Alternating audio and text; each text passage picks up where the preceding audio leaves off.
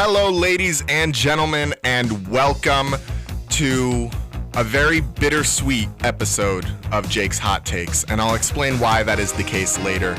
My name is Jake McVey, your host as always, and before we get into the sappy stuff, I just want to have a conversation with you guys about the New York Giants, who have completed their first preseason game against the Buffalo Bills.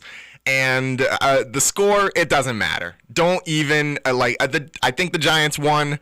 Yeah, the Giants did win that game. But ultimately, the score does not matter. Preseason games do not matter. I know what we're all interested in. We are interested in the actual nitty-gritty of the game, what we saw out of this Giants team, and that is what I'm here to provide you. First of all, we got to talk about Abdul Carter. Abdul Carter, going into this season, we knew that Abdul Carter was going to be good. All right. I feel like he was one of the only draft prospects coming into this draft where everybody was like, yeah, this guy's going to be the dude. Like, he's going to be that guy. Just his college tape was next level. And he's just an insane athlete from like an athletic standpoint. The only question was, will the Giants be able to utilize him to his maximum efficiency? And I think after this first preseason game, and again, I know I said preseason games don't determine everything, but just based off of what I saw out of Abdul Carter going against this starting Bills offensive line, Dion Dawkins, who is an experienced tackle and who I kind of use as like the litmus test for whether or not you're a good tackle or not. If you're better than Dion Dawkins, you're a good tackle. If you're worse than Dion Dawkins, you're not a good tackle. So, it was a tough battle between Dawkins and Carter, and they didn't face each other on every rep, but every single time Abdul Carter rushed the quarterback, he recorded a pressure. That gets me so excited. I mean, this team really has not had a force on defense, like a real force that guys need to game plan around since Michael Strahan. And you could say Dexter Lawrence, but I feel like with an interior defensive lineman, there are some exceptions. Obviously, Aaron Donald, Chris Jones, those two guys are the ones that I'd point to. But a guy like Dexter Lawrence, you don't necessarily need to go out of your way to game plan anything. He doesn't do anything unique to a defensive lineman. He's just exceptionally good at everything a D lineman is supposed to do. So you kind of face him the way that you would face any average defensive lineman. It's just you got to hope that he don't beat your guys every once in a while. But Carter is going to come into this league, and I think he is going to hit the ground running. I think he is going to be a force of nature. I think we're going to see a similar year out of him that we saw out of a guy like Micah Parsons, who I think there's a lot of good comparisons to draw between those two players. Their use of speed and their surprising amount of strength, despite not being, the largest guy the largest guy in their position group. The surprising amount of strength, the surprising amount of speed, and of course the technique, man. Carter was all over the place, and he was a real nightmare for these offensive linemen. You could kind of see it in the way that they carried themselves. They were always making sure they knew where Carter was on every play. Because if you don't, man, your quarterback's going to take a hit. Simple as. So, this preseason, I feel like people are going to jump to a lot of conclusions. I think especially now, media has become more sensationalist as the seasons have gone on, and we're expecting more out of these guys, and everybody is throwing around all these theories and rumors, and everybody wants to be the first person to be right about Abdul Carter. Well, I think Giants fans, it is safe to say that there are no surprises with Carter. He is going to be that guy, and he is going to be the defensive anchor of this Giants team for as long as the Giants can secure him. So yeah, that got me pretty excited. And I'm just going to speak in general about this Giants defensive line because holy cow, these boys had a good showing against the Bills. Dexter Lawrence, of course, one of the best interior defensive linemen in the NFL, did his thing. That dude is just so large and so powerful. And like I said, it's not like he has a unique skill set where he does things that other guys can't do. He just does all of it way better. And I'm super excited to see how this defensive line shapes up. I mean, they really do have dogs on all four spots. They got Dexter Lawrence in the middle, and then Brian Burns wherever he might fall. I know Abdul Carter was taking some reps at like a three situation. They have a lot of versatility with these guys. I think Carter and Brian Burns can both kind of play that like inside shade on a tackle or outside shade on a guard. Like they can get a little closer to the center than maybe a guy like Kayvon Thibodeau, who from what we've seen has been more of a specific edge rusher. We're going to line him up outside of the tackle and let him go to work.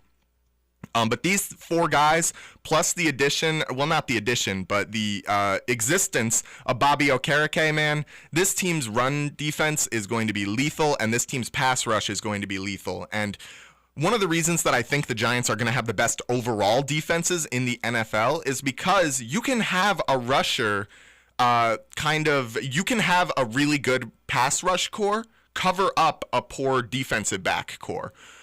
You can't really have the same with a poor defensive back core. If you let the opposing quarterback throw the ball 30 times a game, eventually, it doesn't matter how good your defensive back is, eventually he's going to get beat. But if you have a pass rusher that is constantly in this quarterback's face and causing him to flush out of the pocket and causing him to make throws on the run and throw away the ball, quarterback's getting frustrated. He's yelling at his linemen, hey, you guys got to do your job.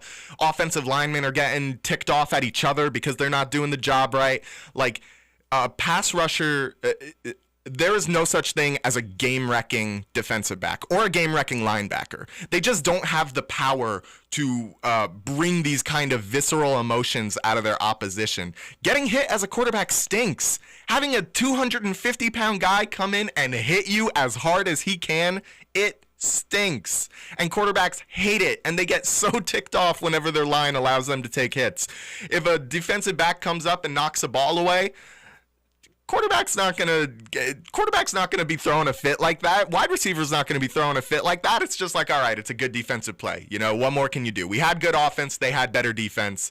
You just gotta let it ride at that point. But my point is, the Giants have a great defense where it matters, and that is on the front four. They will be able to shut down short run situations, which is very important. Again, if you have a great defensive back core and a terrible pass rush and run stopping core, like teams are just going to be able to bite chunks off of you by running the ball a couple times every drive. Like if they're getting 7 or 8 yards on every run play, like that is just not conducive to a successful defense. Even if the quarterback only throws for 50 yards and 2 completions, you still might lose that game because if they keep it on the ground, that's just how they win. But a pass rush and a good run stop, a good front four, is really the key to success in the NFL. And the Giants seem to have figured that out by securing Carter and, of course, getting Brian Burns, who was such a weird acquisition. I didn't like it when it happened, but now we're here, and I see the vision, all right? I see the vision. This guy was lethal in Carolina, being touted as one of the best defensive players at his position. That kind of talk has kind of slowed down since he got to New York, but something tells me we're going to be regarding Brian Burns as a top 10 edge rusher again real soon. So that's enough for the defensive side of the ball. Very exciting things. I know me, I am hyped for this. So now let's talk about the elephant in the room, and that elephant's name is Mr. Jackson Dart. Dart looked like he was having fun, all right? And I think that is very important. The ethos of what I think the Giants are hoping to accomplish with Dart is to finally have a guy that's good enough. I don't think the Giants were necessarily expecting Dart to come in and be a super high caliber passing guy, or even just a super high caliber quarterback in general. I think they were looking for a guy like Bo Nix, I think is a great example of that. Just a guy who can get the job done. He can put some air under the ball if he needs to. He has good enough computing skills where he can understand the game and he can read the defense. And he's not going to humiliate you the same way that Daniel Jones did. I think that is the most important part. Not getting humiliated like Daniel Jones or Tyrod Taylor or Tommy DeVito. Oh my gosh, the Italian stallion Tommy DeVito. Just an absolutely ridiculous quarterback situation this Giants team has had since Eli left. But yeah, let's get back to Dart. I talk so much about Jackson Dart on this show without actually talking about Jackson Dart. There was that whole conversation about Shedeur a couple weeks ago, and now this. It's like, I just got to focus on talking about Dart. This poor kid deserves a chance to be spoken about, not in the context of his draft selection or the franchise that he's playing for. So I'm going to talk about him strictly as a quarterback moving forward. Dart looked like he had fun out there. 12 completions on 19 attempts, 154 yards, and 1 touchdown. He was making the correct throws. He didn't really put the ball in danger, which I think is one of the most important skills that a quarterback can have. You can be a phenomenal quarterback who can really air out a deep ball and is really consistent in the middle of the field. And you can have all of those skills, and you can even be a great rusher. But if you're fumbling the ball or you're throwing interceptions and you're doing it a lot and you're not doing your due diligence to take care of the ball, like, you just can't be a good quarterback, in my opinion. Good quarterbacks always take care of the ball. That's why you see like guys like Mahomes and Allen and Burrow and Lamar. Those guys barely ever fumble the ball. Even with how much Allen and Lamar rush, they barely fumble the ball. These guys are always lower on the ladder when it comes to interceptions, although sometimes that does vary, especially with Allen. Allen recently has become much safer with the ball, but early in his career, that dude was a classic Brett Favre archetype where he would just throw for like 300 yards a game, 4 touchdowns, and 5 interceptions, and the Bills would win like 75-0 because their defense was so good. But no, really, it is one of the skills required to be a great quarterback, and that's why I think Dart had a good showing. He also looked like he had a pretty good idea of what the defense was bringing on any given play. He looked smart, he looked like he was scanning the field, he was going to his options. I'll compare him to a guy like Caleb Williams last season, who I think one of the critical flaws in his game was that he got a little too tunnel visioned towards his first and second options, and he wasn't considering a potential third or fourth passing target. And I think that kind of limited Caleb's game in a little bit, in a certain way, because he limited the amount of guys that he was able to throw to on any given play because he wasn't scanning the field. So Dart seemed to have a pretty good idea of what was required of him in order to get the ball out. He was comfortable taking the shorter passes. He was comfortable putting some air underneath it. He showed a wide range of passes that he was able to make, and that is really one of the keys to success, of course, along with protecting the ball, is having a variety of passes you can make. A guy like Jameis Winston is not a great quarterback, even though he is really good with the deep ball. He's not a great quarterback because he's not good in the short or the mid game. And that is just one of the inextricable facts of this league, is that throwing the ball as far as you can downfield does not make you a good quarterback. And this is a lesson that I think a lot of guys have had to learn in their developmental years. I think Allen is a perfect example of that. I think Baker Mayfield is also a great example of that. Guys who were so eager to go to that deep ball every time are now starting to find a lot of value in the short passing game. And ultimately, Mahomes is kind of the poster child of that, going from throwing 5 or 6 deep balls every single game to really only working in the very efficient short and middle range and just kind of death by 1,000 paper cutting his way to victory. So Dart showed me a lot of things that I liked. He seems to have a lot of the intangibles, like I said, the game processing, the reading the defense, the field vision, and protecting the football. So good job out of the Giants. I still want to see a little bit more, and of course I do not want Dart to start this season. I want him to sit under Wilson or Winston and let him start next year. But so yeah, when we get back, we are going to be talking a little bit more Giants, and then we're going to be talking some other general NFL news. We got some fun stuff coming up, so make sure you stay tuned to it right here on Jake's Hot Takes, only on WGNY 1220 94.5 News Talk Sports. We'll be right back after this. Thinking about remodeling your kitchen or bath? Wayne's Way Wholesale Cabinets has a great selection of all wood cabinets in the styles and colors to make your remodeling dreams come to life. Go to wayneswaycabinets.com for more info. Wayne's Way Cabinets, 1829 South Road, Wappingers Falls. Call 845-280-0880. Stop by and talk to Wayne today. You'll be glad you did. CDS Auto and Truck Repair is your 5-star one-stop shop for all your vehicle's needs from A to Z, offering full vehicle diagnostic. Towing is available, and they now offer fleet service. CDS Auto and Truck Repair. Call 845-563-9987. That's 845-563-9987. CDS Auto and Truck Repair, 2917 Route 9W, New Windsor. You've long known that Newburgh Auto Spa on Route 17K utilizes top caliber products and the latest technology to give your vehicle the proper maintenance it needs. Whether it be a computerized soft cloth car wash, detailing consisting of a comprehensive bumper-to-bumper cleaning of your entire interior and exterior, or a fuel-efficient oil change from a trained technician, Newburgh Auto Spa is the place to go. Now, Newburgh Auto Spa is a full-service automotive center. That's right, Newburgh Auto Spa now offers tires, brakes, rotors, tune-ups, alternators, and more, all with the same professionalism and quality you've become accustomed to.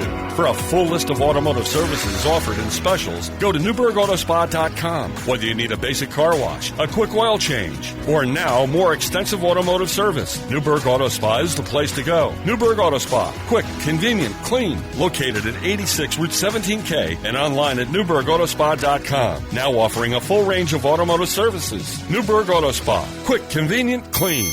The Roma Deli, 237 Myers Corners Road, Wappingers Falls, is your neighborhood family-owned and operated deli, offering breakfast, lunch, and catering options. The Roma Deli has brought a little piece of the Bronx to Wappingers, including fresh-made sandwiches, Italian specialties, and desserts, all prepared and cooked in-house with authentic Italian ingredients. Their large menu provides lots of options to personalize your order to your taste. Vegan and vegetarian options available. The Roma Deli, offering catering that is perfect for any party or business function. Go to romadeli1.com or call 845-297-1200. Michael's Appliances presents Ask Andy, the appliance expert. Andy, what makes my oven smell so bad when I self-clean? Self-clean, my favorite weapon in the world. Self-cleaning is a brutal environment. Most people don't think about it. They hear self-clean. I'm not really sure if they're picturing scrubbing bubbles inside there, scrubbing, but what's really happening is we're heating the oven up hot enough to carbonize protein. We're going to take the food stuff that's left in your stove, and we're actually going to carbonize it. We're going to turn it to dust. So we're at 700 degrees. So why does it smell bad? You're setting fire to a chicken. Today, a lot of the new stoves, because of the energy guidelines, there is no real self-clean anymore. They don't want those high temperatures. It's a huge waste of energy. It's very easy. You don't have to get on your hands and knees and your back doesn't hurt. You're not scrubbing the stove, but we use a ton of energy to clean the inside of that stove by heating it up. Shop with the experts. Nobody knows appliances like Michael's Appliance Center, 585 East Main Street, Middletown. Online at michaelsappliance.com.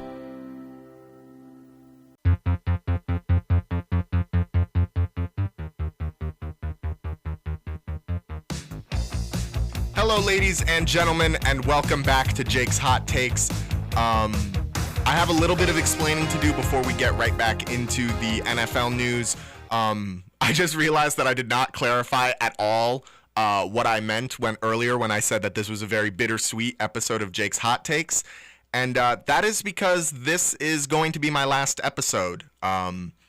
I will give you all a very sincere goodbye and explanation at the end of the episode, but I just want to make that apparent with everybody. This will be the last episode of Jake's Hot Takes. So now right back into the NFL news. Malik Neighbors' injury, he hurt his toe.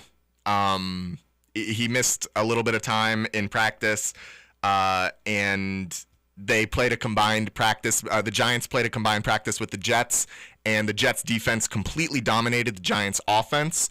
I don't hold combined training camps in a lot of value, even less value than preseason. So I'm not too worried about it, but I think it just kind of confirms what we were all thinking, which is without Malik Neighbors, the Giants offense is just kind of dead in the water. Who's the second receiver on that Giants team right now? Wan'Dale Robinson? Probably. I don't know. All right, so that's all the Giants stuff. I really did want to pack the Malik Neighbors bit into the first segment before the commercial break, but I just didn't have the time to do that, so I just figured I'd throw that out here. We need Malik Neighbors. Let's get into some Buffalo Bills news. James Cook's hold-in finally worked, and he got himself paid. $48 million over the next 4 years, and $30 million of it guaranteed. Woo! James Cook getting his bag, getting his money up. Did James Cook figure out the meta by doing a hold-in and not a hold-out, and not requesting a trade, and not throwing a huge fit, just standing at every practice and staring angrily at people who are not responsible for signing his contracts? No, I don't think he figured it out. I don't think we're going to see an uptick in guys doing hold-ins just because James Cook got paid. I think at the end of the day, a lot of guys have seen the strategy of putting your organization's feet to the fire by making things a little more public. Terry McLaurin, Myles Garrett, Lamar Jackson, Micah Parsons, all great examples of guys putting their team's feet to the fire by requesting a trade. James Cook did not do that, however, and I think that just kind of comes from a mutual respect that James Cook and the Bills have for each other. I mean, at the end of the day, the Bills have been a pretty classy organization in terms of how they've treated their players the last couple years. They really have gone out of their way to try and make sure that everyone who deserves to get paid gets paid. So I have no doubt in my mind that Cook and the Bills knew that they were going to come to some kind of agreement. It was just on principle. Cook was not going to be practicing with the team until he got paid. Of course, he went back on that by practicing with the team a couple times and then going back to his hold-in. But again, this is the kind of move that really only works if your organization respects you. And I think at the end of the day, the Bills recognize how valuable of an asset James Cook is for them. I mean, he is easily their second best offensive weapon besides the man himself, Josh Allen. And it just like Cook, I'm not surprised. I didn't think Cook was going anywhere else other than Buffalo. I knew Buffalo wanted to keep him around, and this just confirms it for me. But 4 years, $48 million, woof, for a running back. Of course, we saw an uptick in the running back market after Saquon got paid by the Eagles, but I was not expecting Buffalo to come out swinging like this. Of course, this does cause some issues maybe down the line. I don't really think it will. I think the Bills have actually been pretty smart about how they've been spending their money the last couple years. Of course, you got guys like Khalil Shakir and Keon Coleman, guys that you offensive weapons that you want to keep around. Dalton Kincaid is going to need to get paid real soon. So I think there are a lot of mouths to feed on this Bills team, but here's the thing. I think that you, as the Bills organization, you need to decide which one of those guys are actually worth keeping around and which ones aren't worth keeping around Khalil Shakir. So yeah, I think in terms of talent, now that the Bills have officially secured James Cook and that he's not going anywhere, I think for this season, Buffalo probably has like the fourth best roster on paper in the NFL. Of course, I know Josh Allen will be able to will his way to several wins throughout the season. That guy's pretty nuts. But, if we're just looking at the roster on paper, quarterback, tight end, wide receiver, offensive line, defense, I think they're fourth best. I got them behind Kansas City, who just knows how to build a team for the long term. I mean, Kansas City did not lose any acquisitions that I think will break this team apart. I mean, they're going to be just fine. They have their core. They have their classic core of Mahomes and Jones and Kelsey. They have a ton of exciting young talent coming up in the form of Worthy and Rice and McDuffie and all these guys. And Baltimore is kind of in the same boat where they have a lot of their guys still on their rookie deals, so they are able to kind of splurge and go nuts a little bit during this time, although I do maybe foresee some of those guys needing to get the boot further down the road to make way for new talent, and just because money's going to be getting tight.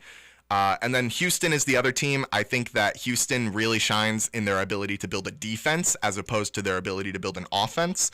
I think Houston is going to have one of the best defenses in the NFL this year, and I think they're going to be super fun to watch. I am super excited to see how Houston pans out. But that's kind of where Buffalo is at in the grand landscape of the NFL right now. And we're going to see how that turns out for him because, man, it is going to be exciting. Breaking news, everybody. Hold the phone. Breaking news. Aaron Rodgers is complaining about his helmet. He says that it's like a spaceship and that he hates wearing it. I'm trying to do research for the show. I'm trying to find out what the breaking news is in the NFL. And of course, I Google a simple NFL breaking news, and I'm looking at these news websites, and all of them are talking about how Aaron Rodgers is complaining about his football helmet. So you know what? I thought I'd throw my hat in the ring, and I will tell you exactly what these media figures do not want you to hear, and that is nobody cares what Aaron Rodgers thinks about his football helmet. I don't care. I don't give a darn what Aaron Rodgers thinks of his football helmet. The fact that teams or that media organizations are going out of their way to report this like it's a big deal, the fact that you wasted your time typing this out and publishing it on a website. Seriously, man, this is your job, and we're talking about Aaron Rodgers. We got preseason games all over the place. So many exciting things happening. But Aaron Rodgers doesn't like his helmet. He thinks it's too big. He thinks it's too clunky. I'm sorry. Once you go to the Jets, I don't want to hear anything about you in the media. No, that is so cruel to all my Jets fans out there. Shout out my Jets fans. But Aaron Rodgers is so far, I'm beyond exhausted with this guy. And I know what you're going to say. Oh, Jake, you're contributing to the conversation by talking about how annoying it is. No, I'm not. I'm not contributing to the Aaron Rodgers helmet discourse by saying I hate the Aaron Rodgers helmet discourse and I want it to go away. That is not contributing to the discourse. If anything, I am actively trying to take away from the discourse. I want people to stop talking about this. Aaron Rodgers is such a spoiled diva, and every single time he opens his mouth, media organizations are jumping on it. Like it is going to be the next big thing. Like this is going to be the thing that's going to get you on the front cover of Time magazine or something.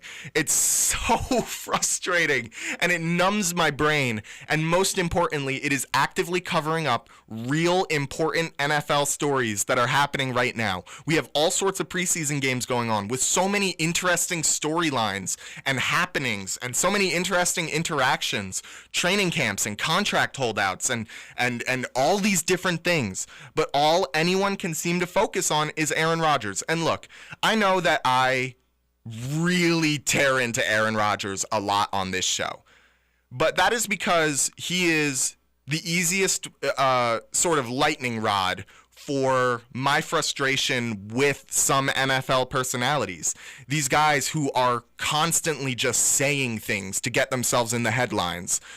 Chauncey Gardner-Johnson, CJ Gardner-Johnson. Yes. I think his first name is Chauncey. Hold on. Is Chauncey his real name? CJ Gardner-Johnson, real name. Real name. I don't know. Okay.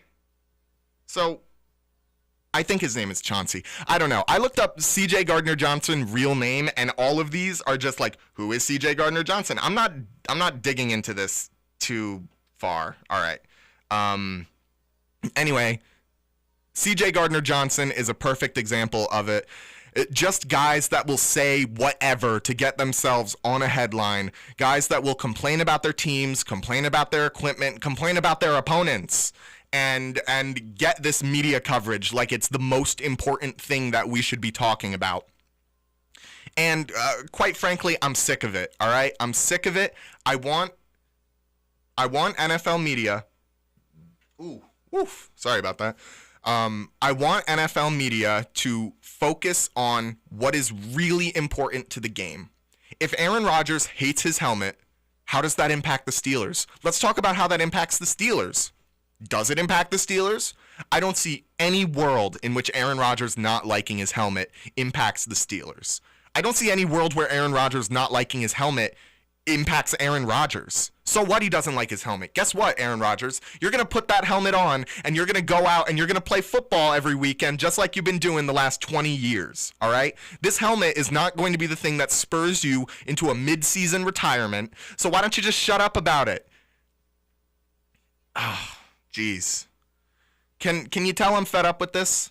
Because this is like the third time I've had to have this conversation, and nobody seems to be listening to me. No, I'm joking. All right. So the team doesn't like. All right. I'm just going to talk about the Steelers a little bit because I'm so short on time. I timed this rant perfectly so that as soon as I ran out of things to say, it was like I'm 30 seconds away from a commercial break. So I'm just going to talk about the Steelers for a little bit. I think they're going to do just enough to break even once again. Even with the new acquisition of DK, I don't think this team's offense is going to be taking a major step. I think Rodgers in general just kind of limits you to how aggressively you can play football. He's not the kind of guy that can go on these crazy drives anymore. He's not the kind of guy who's going to be making these crazy throws. He's just kind of your garden variety old quarterback. He's like Kirk Cousins if Kirk Cousins had a Super Bowl ring and 4 MVPs. And ultimately, Kirk Cousins is boring, and Aaron Rodgers is boring now, and that's why I really don't like talking about him. It's just boring. But, I put a little passion in it. I put a little heat behind it. Hopefully, I make this conversation more entertaining than Aaron Rodgers does. But when we get back, we're going to be talking some more NFL news, getting a little analytical and things like that. So make sure you stay tuned for it. I'm Jake McVey, WGNY 1220 94.5 News Talk Sports. We'll be right back after this.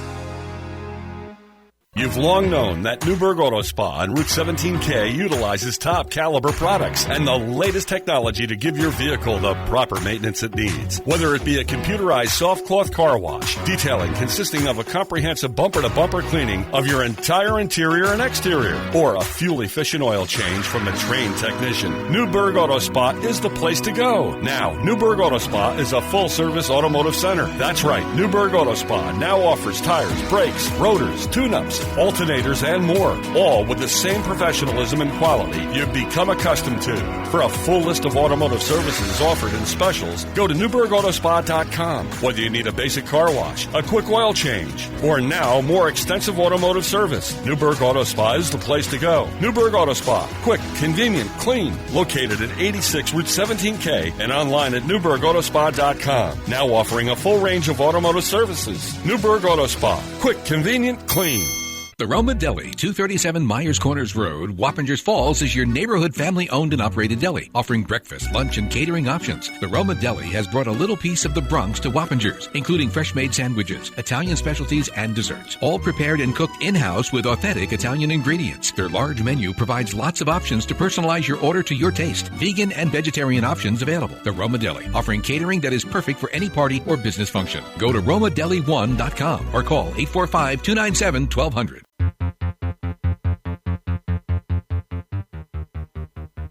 Hello, ladies and gentlemen, and welcome back to Jake's Hot Takes. It's me, Jake McVey, and let's jump right into it, all right? We're doing Jake's awesome analysis right now because I want to talk about an interesting trend that I've seen developing in the NFL over the last couple years. Now, position groups in the NFL have always been such an interesting topic for me. I've always thought it was awesome that the NFL was so inclusive to so many different types of athletes. You know, you have your offensive linemen and your defensive linemen who are these big, hulking monsters of men. And then you got your smaller position groups like your defensive backs and your wide receivers who a lot of the time are much on the smaller side and the skinnier side. Although sometimes you do see guys that come in and kind of break the mold of their archetype. Take, for example, a guy like Megatron, Calvin Johnson. Ginormous and playing wide receiver, just using his physicality to dominate every single guy that lines up across the line of scrimmage from him. And a lot of the time, these position groups have general attributes about them that you see across all these teams. You know, your offensive linemen are usually going to be really strong. Your wide receivers and your running backs are usually going to be really fast. And a lot of the times, you know, you can have a strong running back like Derrick Henry or a fast lineman like Trent Williams. But a lot of the time you don't necessarily see a guy's best skill coming, or a guy's, sorry, I'm getting a little lost in this. You don't see an offensive lineman whose best skill is their speed. That's not really how things work. especially in the trenches, it's just not something that you usually see. But an interesting trend that I've seen out of edge rushers is that we kind of seem to be coming into a new era for edge rushers. The previous edge rusher archetype was very fast on their feet, but a lot of the times they prioritized their strength, being able to physically move these guys and set edges and collapse the pocket and all these things. I think the best examples of guys from this previous era would be a guy like J.J. Watt and T.J. Watt. I think the Watt brothers are perfect examples of this older era of edge rushers. Strahan, who I mentioned earlier, perfect example. Of course, Myles Garrett.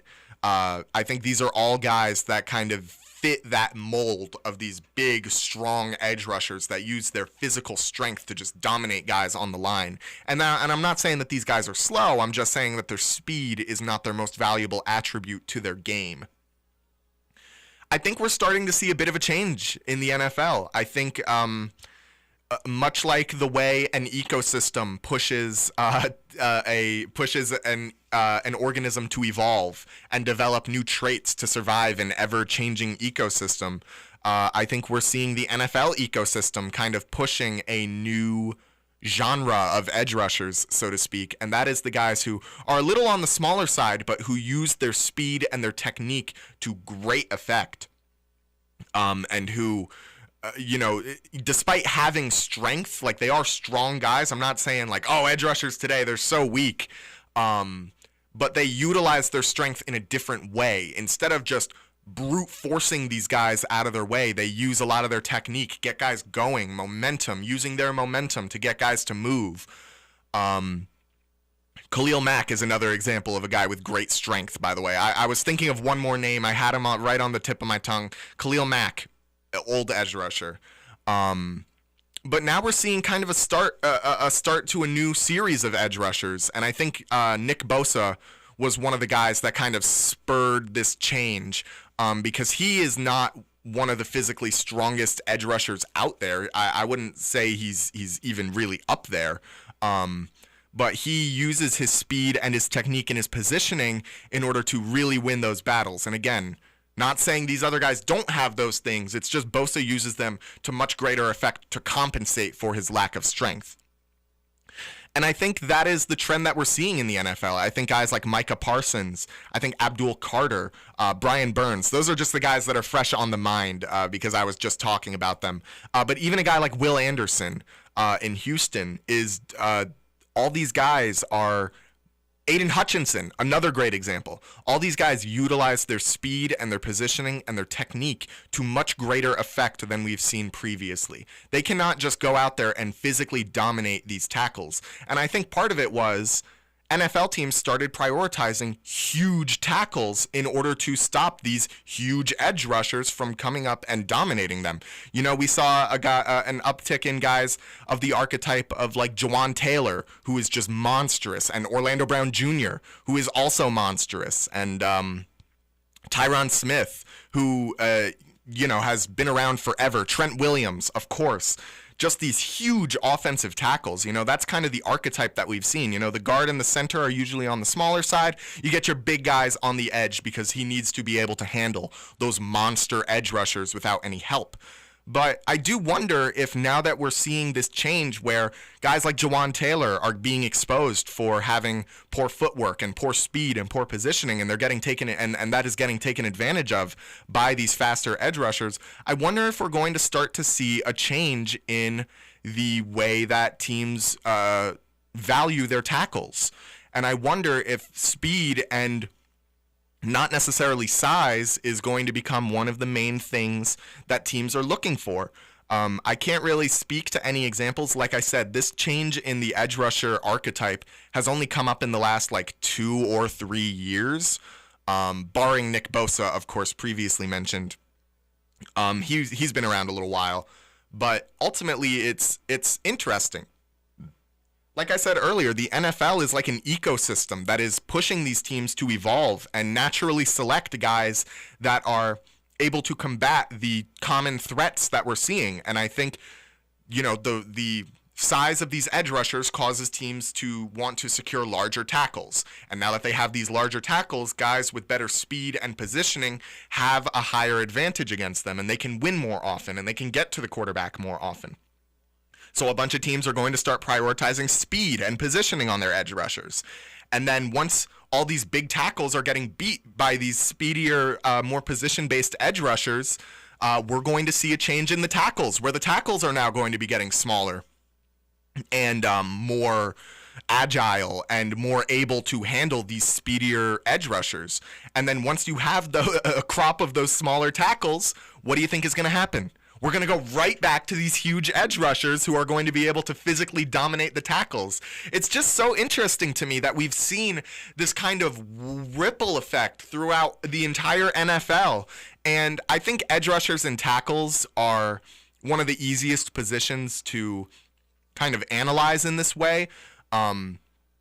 Just because when it comes to like a wide receiver and a defensive back, there are a lot more factors that go into whether or not a wide receiver or a defensive back wins a rep as opposed to an offensive lineman and an edge rusher. You know, when it comes to a wide receiver, you need your quarterback to make the throw. You need to get open. You need to allow your quarterback needs to have time to spot you and throw you open. And there's a lot of factors that can go wrong. You know, a poor quarterback play can cover up a good wide receiver. But when it comes to an edge rusher and a tackle, it's just you and him, man. There's no help. No one is coming to save you. It is either the edge rusher gets through or the tackle stops him. There's basically nothing else that really needs to be said. So I think using these two position groups is the perfect example of, like I said, this natural selection that we're seeing in the NFL. Just very interesting things, and I love the way that we can sit down, and the NFL and football in general provides us with the ability to talk about so many different facets of the game, like how talent is being processed and how talent is being valued, and how a guy like Desmond Watson, who was recently picked up as an undrafted free agent by the Buccaneers, how this is like one of the largest dudes to ever suit up in an NFL uniform. I think he's sitting around like 460 pounds. This guy's ginormous. But being big isn't enough, you know? It's not like he can't really move like that. He doesn't have that agility. He's just a wall that you would sit right in front of the center and pray that if a running back comes up either a gap, he's just gonna bounce off of Watson because he's taking up both sides of the ball at once.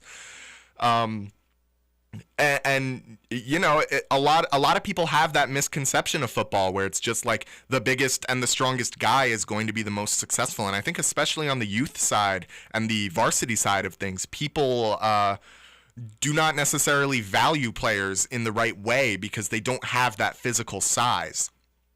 And I think anybody who really likes to engage in football discourse like we're doing right now, I think they all kind of understand. I think this is kind of an idea that gets brought up more among the casual fans as opposed to the people who really do like to engage with these things.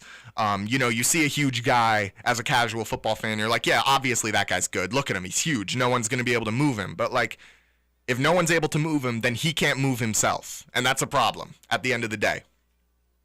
And I think Desmond Watson is a little bit of an extreme example of, you know, a trait that would be seen as positive being pushed to the extreme. I think there are some other guys that potentially fall into this boat. Devon Achane is a guy who kind of, I don't know. I don't want to get Matt angry by talking smack about Devon Achane. And also, I'm not even sure if Achane is, I think Raheem Mostert is probably the better example of what I'm talking about here. Raheem Mostert is so fast and he's so agile on the field, but he does not have the other skills that make a great running back. And that's why he was never like a great running back. You know, people didn't recognize him as like this really phenomenal talent, even though he was so fast. And, you know, someone will look at a guy like Tyreek Hill and say, well, look, this guy is so fast. And he's really successful in the NFL. So it turns out all you need as a wide receiver is to be really fast. And that couldn't be further from the truth. And not only could it not be further from the truth, you're also devaluing Tyreek Hill's skill set at the same time. Tyreek Hill is one of the best players in the NFL at tracking the football. His ability to locate the ball in the air and position his body accordingly is unparalleled, not just in the current NFL, but I think maybe on the all-time scale. If you ask me to give me a top 5 ball tracking wide receivers, Tyreek Hill is in that conversation no matter what. And I'll tell you what, he is not 5 or 4 or 3. He's at least the second best ball tracker we've ever seen in the NFL. And that really is just the ethos of it, is that people don't necessarily understand how to value talent in the NFL. And as the ecosystem changes, we see a lot of changes to the talent that casual fans might not necessarily understand in the moment, but looking back on it, it's like, oh, this all makes sense. I don't know if any of that made sense. I hope it did. But we're going to go to commercial break here, and then we are going to be getting into a few more talking points. I have been Jake McVey, and this is Jake's Hot Takes on WGNY 1220 94.5 News Talk Sports. We'll be right back after this. Michael's Appliances presents Ask Andy, the appliance expert. Andy, what makes my oven smell so bad when I self-clean? Self-clean, my favorite weapon in the world. Self-cleaning is a brutal environment. Most people don't think about it. They hear self-clean. I'm not really sure if they're picturing scrubbing bubbles inside there, but what's really happening is we're heating the oven up hot enough to carbonize protein. We're going to take the food stuff that's left in your stove, and we're actually going to carbonize it. We're going to turn it to dust. So we're at 700 degrees. So why does it smell bad? You're setting fire to a chicken. Today, a lot of the new stoves, because of the energy guidelines, there is no real self-clean anymore. They don't want those high temperatures. It's a huge waste of energy. It's very easy. You don't have to get on your hands and knees, and your back doesn't hurt. You're not scrubbing the stove, but we use a ton of energy to clean the inside of that stove by heating it up. Shop with the experts. Nobody knows appliances like Michael's Appliance Center, 585 East Main Street, Middletown. Online at michaelsappliance.com.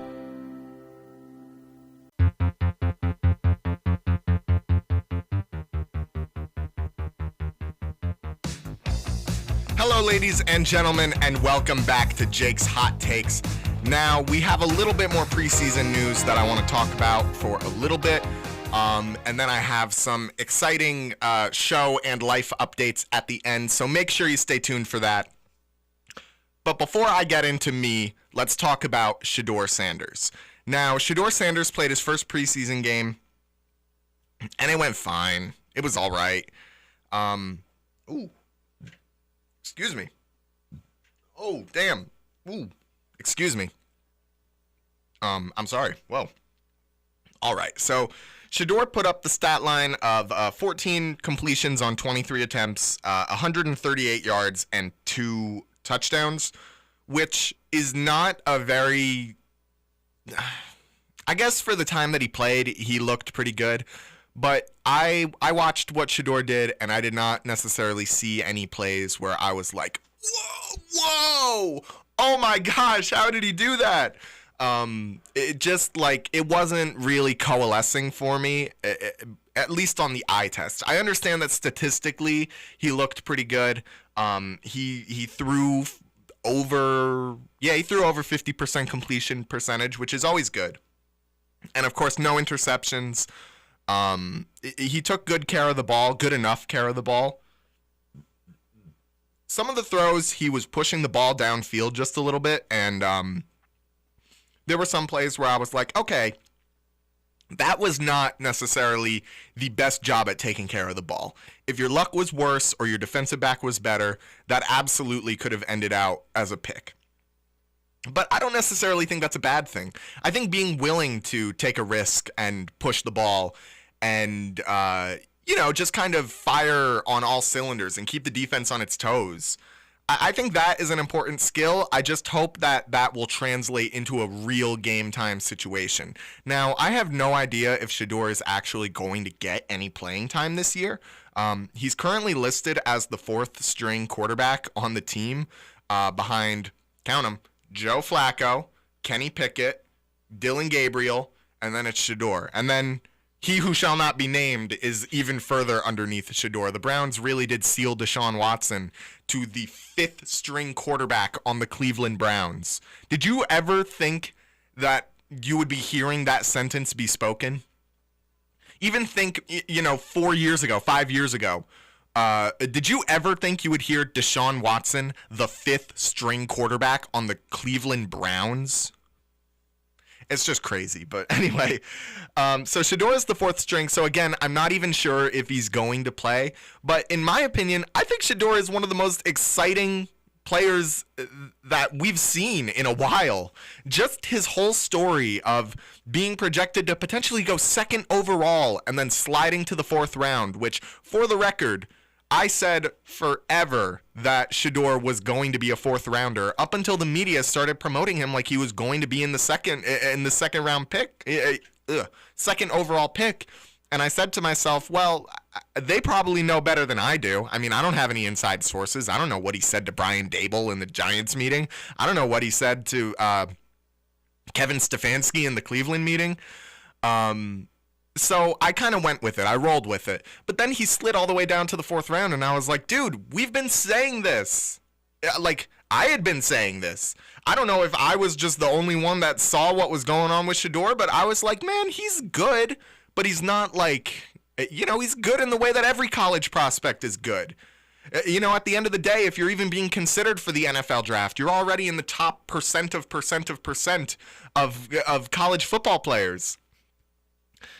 So I kind of saw this coming with Shedeur a mile away, but ultimately, I don't think it takes away from it. I think a guy that had as big of an ego as Shedeur does, and this kind of yes man support group that he's had, with his dad and all these people, and then to just completely be humiliated in front of the entire sports world by having the most historic draft slide in NFL history, man. That puts a chip on your shoulder, all right? I'm sure Shedeur has stayed up all night thinking about that. I'm sure he's lost sleep over it. So I love to see a guy who previously I didn't like as a personality. I thought he was pretty conceited. I thought he was pretty annoying, but now that he's gone through this experience, I want to see how this changes him. I want to see how this changes the way that he looks at the world and that he looks at himself. I want to see how sliding in the draft changes his perception of himself and what that allows him to do.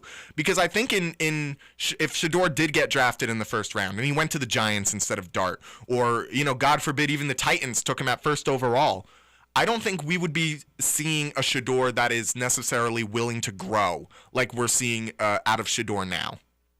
I think ultimately sliding in the draft was the best thing that ever happened to him because it could have been, it was a wake-up call, all right? And what could have been was Shedeur could have kept on this media circus, going on these tirades and embarrassing himself, quite frankly, and had not panned out because he wasn't willing to put in that work. But now, man, you're sitting behind Dylan Gabriel and Super Bowl champion Kenny Pickett and other Super Bowl champion Joe Flacco. And you have nothing to lose at this point. You have nothing to lose from putting down your ego and we've never seen a 4th rounder with an ego this big. So I'm really excited to see how Shedeur pans out. I would love to see him get some starting reps. I think he wants it. And I think he is better than at least 2 of the quarterbacks on his team right now. I didn't see a lot out of Dylan Gabriel, so I don't really know what to think of Dylan Gabriel. Again, the fact that Cleveland picked up Dylan Gabriel in the 3rd round and then Shedeur in the 4th round still just continues to baffle me. But if you told me that it was just because Cleveland's a terrible organization and they came into this draft without a real plan on what they wanted to do about their quarterback situation, okay, I believe you. Yeah, I mean, what am I going to do? Say, like, no. Cleveland has been the bastion of good football organizations for as long as it has been around. No, I'm not going to, jump out of the way for that. Like, at the end of the day, it's Cleveland. They probably didn't have a plan. They're a terrible football organization, and I am so excited to see how Shedeur Sanders manages to develop in the coming seasons, even in the coming weeks. I hope he gets a chance at that starting job because I think at this point, if he gets the opportunity, I think he's going to take it, and I think he's going to run with it. And that is really the end of it. That's really all I got to say about Shedeur Sanders. But at the end of the day, you know, preseason is just a whole lot of nonsense. And yeah, I suppose it's time to get into the sad stuff now. So this is my last episode of Jake's Hot Takes. I recently got hired by a company called Media Digest, and I am going to be working for them on a dedicated Chiefs YouTube page. So, you know, I've given the opportunity to plug all these athletes to plug their Instagrams on their interviews. So I'm going to do the same.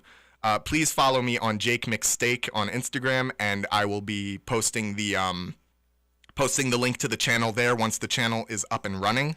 Unfortunately, with my obligations to a job that I'm working at college and of course, my schoolwork, I need to finish that degree, and the kind of rigorous time schedule that I'm going to be on working for Media Digest, I just do not have the time to continue working on this show. I am so grateful for the opportunity that WGNY provided me, not just on a personal level, but or not just on a career level, but on a personal level. Truth be told, this is the kind of thing that I dreamed about when I went to sleep. You know, sitting in front of a camera and having a microphone and being able to talk about my favorite thing in the world to people who would actually listen and care what I have to say. And last winter, when I was provided this opportunity, I knew that I had to make the most of it. And I will say, I did everything that I could to make this show as entertaining for you guys and as personally fulfilling for me as possible. And I would like to say I have no regrets whatsoever when it comes to all the decisions that were made for this show, all the conversations that were had, even the terrible takes that aged like as soon as the episode, or sometimes even before the episode was released publicly. I just want to say that it has been so much fun getting to work on this show, and that it truly is it truly was an opportunity like no other. And I have some very special people that I need to thank before this episode wraps up here in just a few minutes. Of course, thank you to my family who have been so supportive, and basically my social media team, making sure that every episode reaches as many people as possible. I am terrible at maintaining social media, so a huge thank you to my family who have continued to be my number one supporters and my number one cheerleaders. I couldn't have done it. I couldn't have done it without y'all. Thank you to all of the athletes that came on and took the time out of their day to get interviewed by me. Mason and Kevin and the Mowbray twins and Elijah and Luca. I'm not forgetting anybody, am I? I don't think I am. All right. A huge thank you to all those guys. Took time out of their busy schedules to come and sit down with me and get interviewed by me, and you know, I wasn't always the best interviewer, but they rolled with the punches, and I think they made some really great shows that really kind of fulfilled a creative satisfaction in me getting to share these guys' stories and getting to you know, just show off their personalities. You know, I feel like athletes don't get enough chance, high school athletes, I should say, and professional athletes might have a little too much time to show off their personality. But yeah, I'm so grateful to these kids that came in, these guys that came in and got interviewed by me. Of course, huge thank you to Matt, my co-host. I'm sorry that, you know, schedules kind of clashed and he wasn't able to get in for these last couple episodes. But man, you were motivating me on the days where I didn't want to get it done. You were coming up with great ideas, and you know, you're a cornerstone of this show, man. And I cannot thank you enough for everything that you've done for me and for this show. And finally, the last person I need to thank is my producer, Robert. You took a gamble on me, man. You let a kid work in an internship in the radio station that you run have his own show and do all these things. And I hope I made you proud with that. But on to bigger and better. This has been Jake McVey for Jake's Hot Takes on WGNY 1220 94.5. Signing off for the last time.